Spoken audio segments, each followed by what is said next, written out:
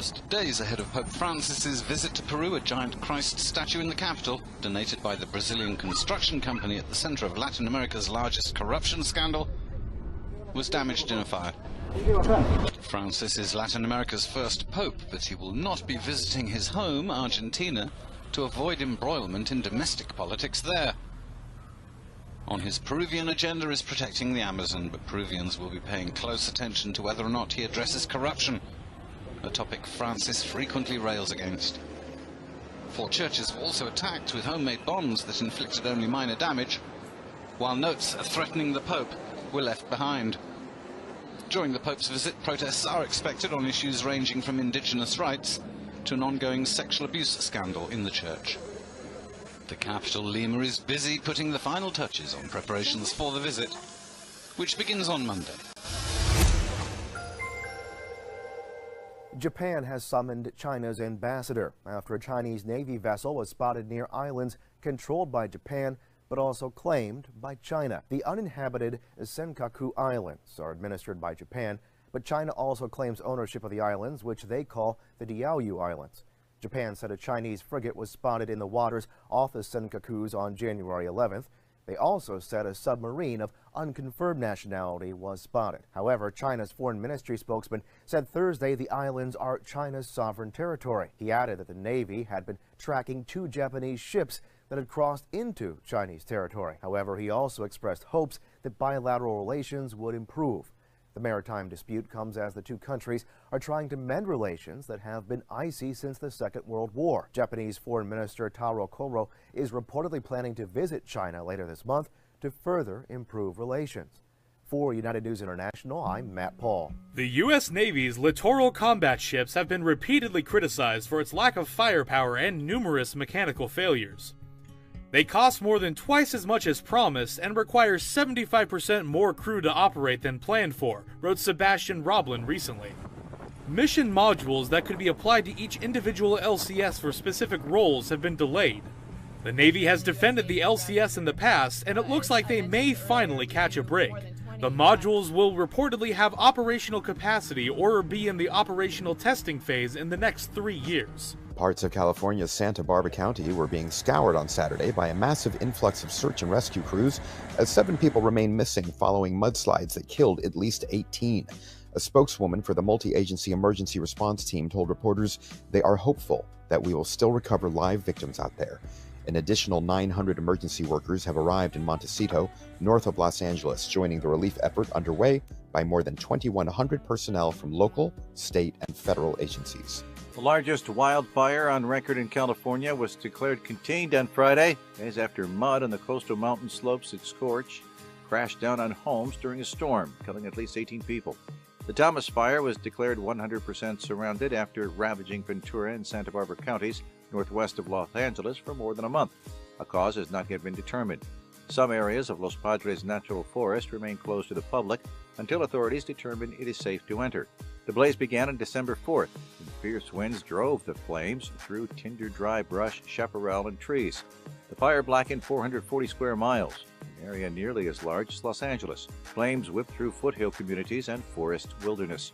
More than 1,000 buildings, including many homes, were incinerated, and thousands of people were forced to flee. Panic and confusion in Hawaii lasted more than half an hour Saturday morning after an alert was pushed to people's phones warning of an incoming ballistic missile threat. The governor said it happened when an employee pushed the wrong button during a shift change, but the false alarm sparked outrage from local politicians as it took more than half an hour to correct. Hawaii Senator Brian Schatz said he was quite angry about the incident. He also continued, "We're taking a deep breath knowing that it was a false alarm," but added that the mistake was totally inexcusable and the whole state had been terrified. Hawaii Senator Mazie Hirono backed up the idea on Twitter, saying, "At a time of heightened tensions, we need to make sure all information released to the community is accurate." Military reinforcements are being ramped up in Crimea, despite last month's extension of economic sanctions on Moscow. Local media report Russia has deployed a new division of S-400 surface-to-air missiles on the peninsula, which it controversially annexed from Ukraine in 2014. This S-400 missile launcher allows us to locate targets in the range of up to 600 kilometers. So even when missiles reach the borders of Crimea, we'll clearly see them. The RIA news agency reports the missiles will control the airspace over the border with Ukraine. Russia claims their aim is to defend and protect the region. We've recently seen more frequent threats to our territory, including an attempted drone attack on our base in Tartus in Syria. So today's deployment of S-400 missile systems covers all the airspace over Crimea, and it makes it impossible for drones, planes or any other flying machines here.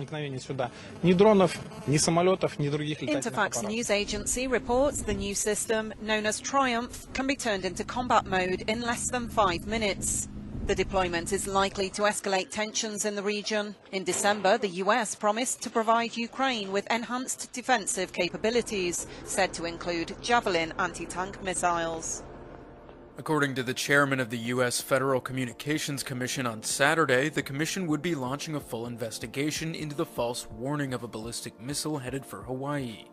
FCC Chairman Ajit Pai posted on Twitter that the FCC was launching a full investigation, and FCC Commissioner Jessica Rosenworcel said the commission must find out what went wrong. In a post on Twitter, she wrote, "Emergency alerts are meant to keep us and our families safe, not to create false panic. We must investigate and we must do better." On Saturday, Iran said it would retaliate against new sanctions imposed by the United States after President Donald Trump set an ultimatum to fix disastrous flaws in a deal curbing Tehran's nuclear program. Trump said on Friday he would waive nuclear sanctions on Iran for the last time to give the United States and European allies a final chance to amend the pact. The ultimatum puts pressure on Europeans, key backers of the 2015 nuclear deal, to satisfy Trump, who wants the pact. On Saturday, nearly 1,000 anti-globalization demonstrators took to the streets in the capital of Switzerland to protest against a planned visit by Donald Trump to the World Economic Forum later this month. Last week, the U.S. president announced he would attend the forum in the city of Davos, which is an annual meeting of global business and political leaders. Some say Trump's polarizing persona could resurrect the violent anti-WEF protests from the early 2000s. An online petition has also been started saying Trump is not welcome. The Philippine Public Attorney's Office has now examined 5 children who died after receiving the Dengvaxia vaccine for dengue fever. The latest child, a 13-year-old boy who died in Bulacan province on January 3rd, showed massive bleeding in the brain. Dr. Erwin Erfe told the Philippine Daily Inquirer on Wednesday, January 10th, that the boy also showed blood in the scalp, heart, lungs, and stomach. Erfe is director of the Forensic Laboratory in the Public Attorney's Office.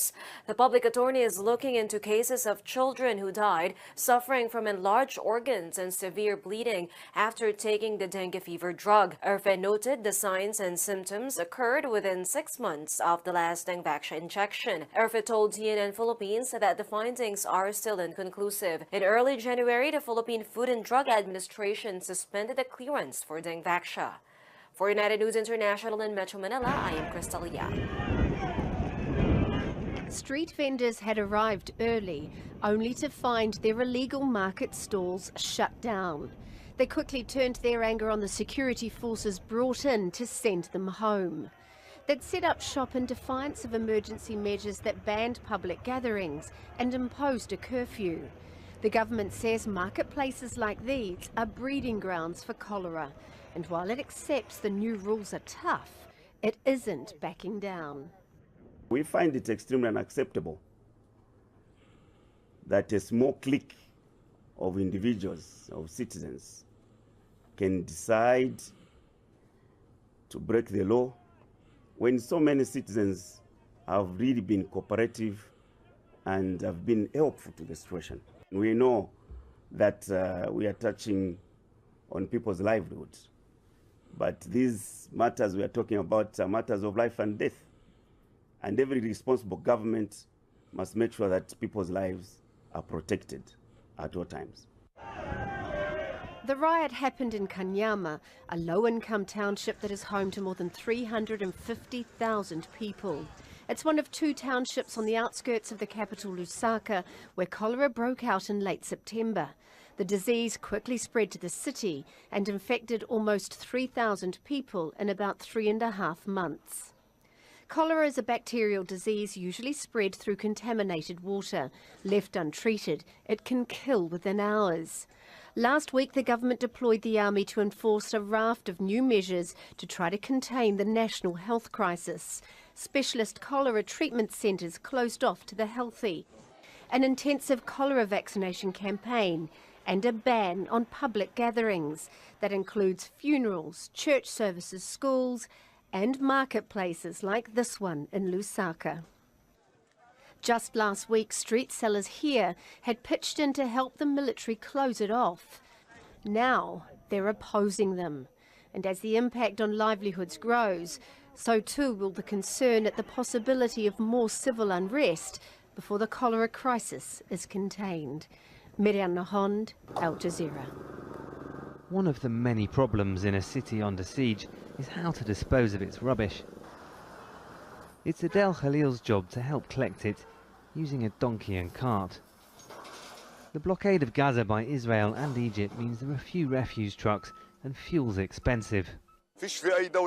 Surely there is no other country in the world using donkeys to collect rubbish. If we had proper vehicles and enough fuel, it would be faster and make our work much easier. The Gaza Strip's home to about 2 million people, and it's almost entirely built up. So the city's waste is loaded in trucks and taken here to a giant open dump. It's one of 3, all of them close to people's homes. It's enormous. It just goes on, and it stinks. It's hard not to gag standing here. And just a few hundred meters in this direction is the separation wall built by Israel around Gaza. And about a kilometre over here is the edge of the city. So there's just no other space. The municipal waste manager told us the dump emits noxious gases and liquids, and so it's a public health hazard. The authorities struggle to import machinery needed for processing or recycling because Israel restricts the imports of anything it says could be used to make weapons. It is known all over the world that at least some of the rubbish should be recycled, but in Gaza we cannot recycle anything. We don't have any factories that could reuse the plastic or steel, so the only way to deal with it is to dump it here. But with more than 40% unemployment, there's a living to be made here too. These men search for whatever they can sell. None of them agreed to an interview. They told us they're ashamed to be seen here. The city produces nearly 2,000 tons of waste every day. This site will be full in about 2 years. And as long as the siege lasts, Gaza's dumps and its rubbish problem will only get bigger. Malcolm Webb, Al Jazeera, in the Gaza Strip. For the third straight year, Filipinos spent the most time on one of the world's largest pornography websites, Pornhub. Based on 2017 data released Wednesday, Filipinos averaged 13 minutes, 28 seconds per visit in 2017. In contrast, the global average is 9 minutes, 59 seconds. The Philippines tops the list even though the government banned Pornhub and other pornography sites last January. On average, the Filipino Pornhub visitor is 32 years old, watches porn on his smartphone, and searches most often for the word Pinay. Pornhub says the Philippines also leads in the proportion of female to male visitors. 36% of Philippine visitors are women compared to 26% worldwide. The Philippines' 3 favorite porn stars are Japanese actress Maria Ozawa, Lebanese-born American social media personality Mia Khalifa, and Filipino actress Kim Domingo. For United News International in Metro Manila, I am Crystal Yap. Nearly 2.5 years after the nuclear deal was signed, many Iranians say they haven't seen any real benefits, and that President Hassan Rouhani promised more than he could deliver. The nuclear deal has had no impact at all in my life. The price of rice has doubled, meat is expensive, we pay millions in rent. Meanwhile, the children of officials sleep like the people don't exist. Money didn't go to my pocket or to the pocket of the woman selling things on the street or to old people. But some are still willing to stand by their president. Rouhani is doing his best. Of course, there are some problems in the country. Sanctions, pressure from abroad, naturally it impacts livelihoods and the economic situation. But if we just blame the president and say he is the one who has to do something, of course, he cannot. We should stand next to him, cooperate with him, and tolerate the situation. The nuclear deal had some success.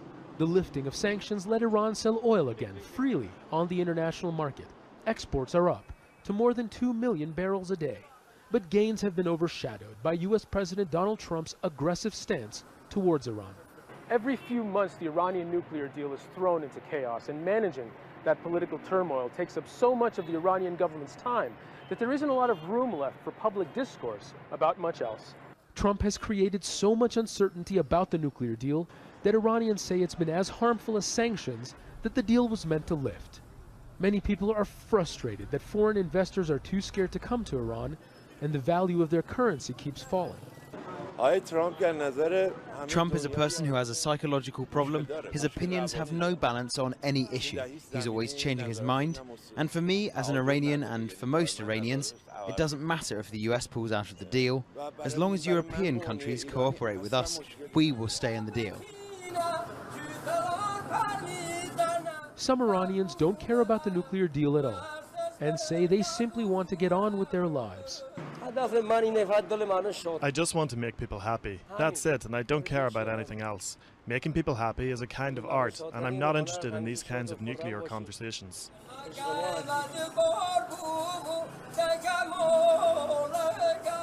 Iran's government says it's ready to deal with any scenario. So too, it seems, are its people. Zain Basravi, Al Jazeera, Tehran. On Saturday, ENI reported that the leader of the Islamic State's affiliate in West Africa has claimed responsibility for an attack that killed 4 U.S. Special Forces and 4 soldiers from Niger in October. The troops were killed when their joint patrol was attacked near the Mali-Niger border by dozens of militants armed with large artillery. Security officials had identified the perpetrators as Islamist militants loyal to Abu Adnan al-Sharawi, the leader of Islamic State in the Greater Sahara. President Donald Trump's administration could pursue development of new nuclear weaponry and explicitly leave open the possibility of nuclear retaliation for major non-nuclear attacks if a leaked draft policy document becomes reality. The Pentagon did not comment on the document. It prompted sharp criticism from arms control experts who voiced concerns it could raise the risks of nuclear war. The Defense Department said on Friday it did not discuss pre-decision draft copies of strategies and reviews. The Trump administration's draft document said that Obama-era assumptions of a world where nuclear weapons were less relevant proved incorrect. The world is more dangerous, not less, it said. This week, President Donald Trump created a firestorm after making comments while referring to immigration from African nations and told a group of lawmakers that the United States should have more people coming from places like Norway.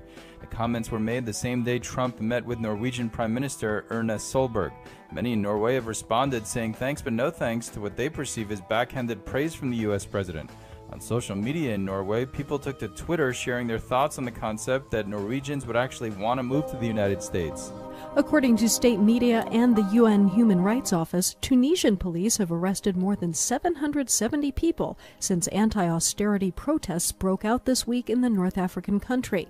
Protesters face various charges, including vandalism, looting, attacks against public property, and causing fires and roadblocks. The news agency said that more than 85% of the people arrested are teenagers and young adults between ages 15 and 30. TAP reported that 97 police officers have been injured and 88 police vehicles damaged since protests broke out. This is the other front line of Syria's war. Far from the bombs and bullets, many Syrians now living as refugees face a daily battle for survival. We are displaced people. Look at our conditions. Countries and aid organisations have scrambled to provide a safety net for Syrian refugees, but many people are still living in camps like this one. Well, the sun might be out now, but it hasn't been enough to dry up the puddles and the wet mud brought on by the recent bad weather. And for the people living here in this camp, this is just another of the many problems that they have to deal with. It's really difficult. For now, our children are without schools. They couldn't resume their education after we left. We witnessed bombardment and houses destroyed, things that drive you mad. My heart is overwhelmed. The UN estimates that more than 5 million Syrians are now refugees. Rafat Shahada was a member of the Free Syrian Army in Aleppo. After getting injured, he came across the border to Turkey with his family. We are not migrants, we are displaced people. Migrants travel to work, but we are forced to leave. The Syrian people had two options, either to leave the country or die. That choice has forced many people here, a refugee camp. It means home is not so far away, but is completely unreachable. It means heartbreak. Sarah Firth, TRT World, on the Turkish-Syrian border. President Donald Trump will keep the United States in the Iran nuclear deal for now. On Friday, January 12th, Trump said this is the last time he will waive nuclear sanctions against Iran. He's now calling on the U.S. Congress and its European allies to amend the deal, which he says, quote, gave Iran far too much in exchange for far too little. The clock is now ticking. A supplemental deal must be reached within 120 days or the U.S. will withdraw. Trump added, quote, no one should doubt my word. On Thursday, however, the EU's foreign policy chief maintained the deal is working to keep Iran's nuclear program in check. Iran's foreign ministry previously warned that a U.S. withdrawal would prompt a, quote, appropriate and heavy response. Iran did not immediately respond to Trump's latest statements on the nuclear deal. For United News International, I'm Matt Paul. Something to celebrate in Tunisia on the 7th anniversary of its revolution. The government has responded to anti-austerity protests, some of them violent, by announcing a multi-million euro action plan to help those most in need. The Minister of Social Affairs said the increased support will benefit some 250,000 families and would help the poor and middle class. He'll be hoping the move will calm public anger at price and tax increases in a country still plagued by deep-rooted economic problems. Hundreds have been arrested for vandalism and violence in the protests. But despite pledging a guaranteed minimum income for families living in poverty, authorities can expect more demonstrations today, including calls for an official list of those killed and wounded in the revolution, which sparked the Arab Spring. The U.S. Air Force has deployed nuclear-capable B-2 stealth bombers and air personnel to Guam, a move that comes just a few days after North and South Korea re-established dialogue. U.S. Pacific Air Forces announced on January 9th that 3 B-2 bombers and 200 air personnel have been deployed to the U.S. territory. The Air Force said that these B-2s will be involved in training and exercise to ensure bomber crews maintain a high state of readiness and crew proficiency. It's unclear how long the deployment will last. The last time 3 of these bombers were deployed to Guam was in 2016. For United News International in Washington, D.C., I'm Caitlin Mangum. On Saturday, the White House seemed to distance itself from a mix-up that resulted in a false alert being sent out in Hawaii, warning of an imminent ballistic missile attack. As the incident unfolded, President Donald Trump was on his golf course at his Mar-a-Lago luxury resort in Florida. White House Deputy Press Secretary Lindsay Walters released a statement afterward saying, the president has been briefed on the state of Hawaii's emergency management exercise. This was purely a state exercise. According to a report by BuzzFeed News, an official from the North American Aerospace Defense Command claimed that there was absolutely no incoming ballistic missile threat and that they were working to determine why the first alert was sent.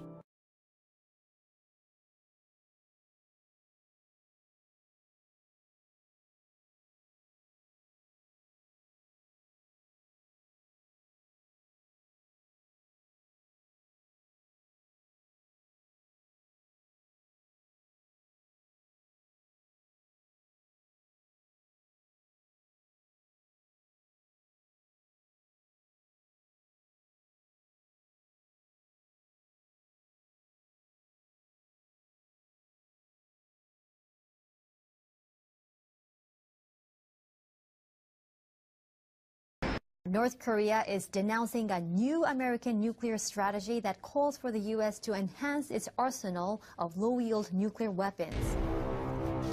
A spokesperson for the North Foreign Ministry's Institute of American Studies says the U.S. strategy is a declaration of war against the world.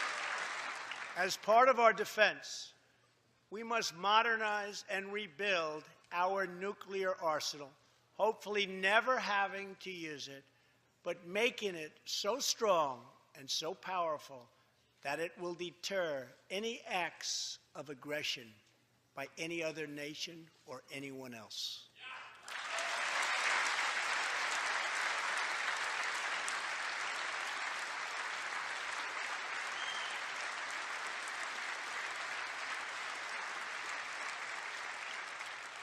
Perhaps someday in the future there will be a magical moment when the countries of the world will get together to eliminate their nuclear weapons. Unfortunately, we are not there yet.